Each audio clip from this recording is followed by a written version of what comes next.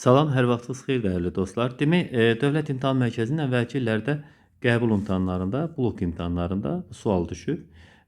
Açıq sual formasına düşmüşdü. Demək, bu sualı həll etməkdən ötürü ifadəni sadələşdirin deyir.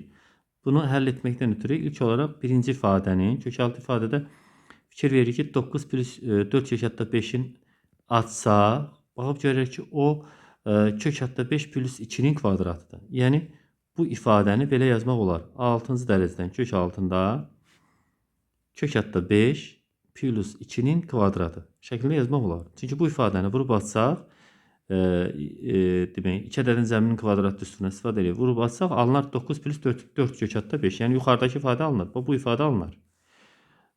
Qalan hissəni olduğu kimi yazırıq. 3-cü dərəcədən kök altında kök hətta 5 minus 2 və həlli zamanı görürsünüz ki, burada 2 ilə 6 ixtisar getsə, alınar 3-cü dərəcədən kök hətta, yəni kub kök hətta kök hətta 5 plus 2. Bu kvadrat yox olur.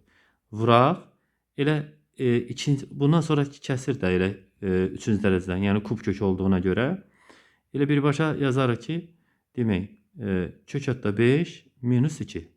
Elə eyni kökün altına yazarıq. Alınır 3-cü dərəcədən kub, yəni kub kök hətta 5 kök hətta 5 vur kök hətta 5 eləyir 5, çıxaq 2-ni də 2-yə vuranda 4. Alınır ki, 3-cü dərəcədən, yəni kub kök hətta 1 bərabərdir 1. Daha çoxu üçün kanala abunə olmağı unutmayın.